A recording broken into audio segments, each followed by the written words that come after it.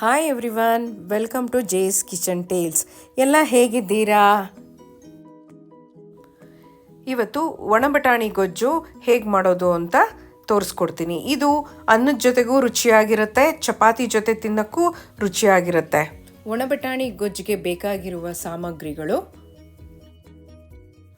1 ಕಪ್ಪು ಒಣಬಟಾಣಿನ ಹಿಂದಿನ ದಿವಸ ರಾತ್ರಿನೇ ನೆನೆಸಿಟ್ಕೊಂಡಿದ್ದೀನಿ.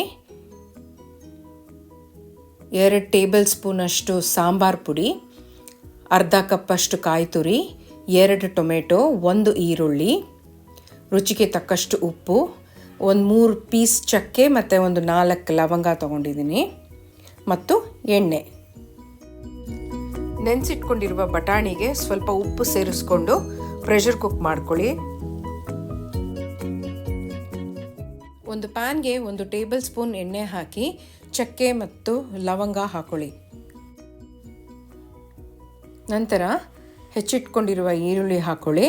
ಅದು ಲೈಟ್ ಬ್ರೌನ್ ಆಗೋ ತನಕ ಬಾಡಿಸ್ಕೊಳ್ಬೇಕು.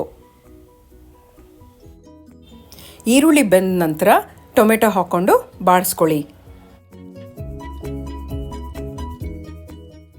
ಟೊಮೆಟೊ ಸ್ವಲ್ಪ ಬೇಗ ಬೇಯಬೇಕು ಅಂದರೆ 1-2 ಚಿಟಿಕೆ ಉಪ್ಪು ಹಾಕ್ಕೊಂಡು ಬೇಯಿಸ್ಕೊಳ್ಳಿ.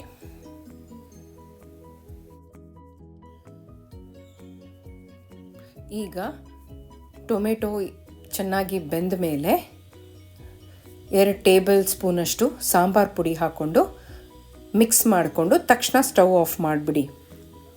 ಜಾಸ್ತಿ ಹೊತ್ತು ಬಿಟ್ಟರೆ ಸೀದೋಗುತ್ತೆ. ಮಿಕ್ಸಿ ಜಾರ್ಗೆ ತುರಿದಿಟ್ಕೊಂಡಿರುವ ಅರ್ಧ ಕಪ್ಪು ತೆಂಗಿನಕಾಯಿ ಹಾಗೂ ಫ್ರೈ ಮಾಡ್ಕೊಂಡಿರೋ ಈರುಳ್ಳಿ ಮತ್ತು ಟೊಮೆಟೊ ತಣ್ಣಗಾದ್ಮೇಲೆ ಎಲ್ಲ ರುಬ್ಕೊಳ್ಳಿ. ನುಣ್ಣಗೆ ರುಬ್ಕೋಬೇಕು. ಈ ರೀತಿ ನುಣ್ಣಗೆ ರುಬ್ಕೊಳ್ಬೇಕು. ಒಂದು ಪಾತ್ರೆಗೆ 1 ಟೇಬಲ್ ಸ್ಪೂನ್ ಎಣ್ಣೆ ಹಾಕ್ಕೊಂಡು 1 ಟೀ ಸ್ಪೂನಷ್ಟು ಜೀರಿಗೆ ಹಾಕ್ಕೊಳ್ಳಿ. ರುಬ್ಬಿದ ಮಿಶ್ರಣ ಹಾಕಿ ಮೀಡಿಯಮ್ ಫ್ಲೇಮಲ್ಲಿ 2-3 ನಿಮಿಷ ಕುದಿಸ್ಕೊಳ್ಳಿ ಚೆನ್ನಾಗಿ. ಬೆಂದಿರೋ ಮಸಾಲೆಗೆ ಪ್ರೆಷರ್ ಕುಕ್ ಮಾಡಿಟ್ಕೊಂಡಿರ್ತೀವಲ್ಲ ಬಟಾಣಿ, ಅದನ್ನು ಸೇರಿಸ್ಕೊಂಡು ಹಾಗೂ ರುಚಿಗೆ ತಕ್ಕಷ್ಟು ಉಪ್ಪನ್ನು ಸೇರಿಸ್ಕೊಂಡು ಸಣ್ಣ ಉರಿಯಲ್ಲಿ ನಿಧಾನಕ್ಕೆ ಬೇಯಿಸ್ಕೊಳ್ಬೇಕು. ನೋಡಿ, ಈ ಹದ ಬರೋ ತನಕ ಕುದಿಸ್ಕೊಳ್ಳಿ. ಸ್ವಲ್ಪ ಗಟ್ಟಿಗಿರಲಿ. ರುಚಿಯಾದ ಒಣಬಟಾಣಿ ಗೊಜ್ಜು ರೆಡಿಯಾಗಿದೆ. ನೀವು ಎಲ್ಲ ಟ್ರೈ ಮಾಡಿ ಹೇಗಿದೆ ಅಂತ ತಿಳಿಸ್ತೀರಾ ಅಲ್ವಾ? ನನ್ನ ಚಾನೆಲ್ನ ದಯವಿಟ್ಟು ಲೈಕ್ ಮಾಡಿ, ಸಬ್ಸ್ಕ್ರೈಬ್ ಮಾಡ್ಕೊಳ್ಳಿ. ಪಕ್ಕದಲ್ಲಿರೋ ಬೆಲ್ ಐಕನ್ನ ಕ್ಲಿಕ್ ಮಾಡೋದು ಮರಿಬೇಡಿ. ನನ್ನ ಮುಂದಿನ ವಿಡಿಯೋದಲ್ಲಿ ಮತ್ತೆ ಸಿಗೋಣ. ಅಲ್ಲಿ ತನಕ take care. Love you all. Bye.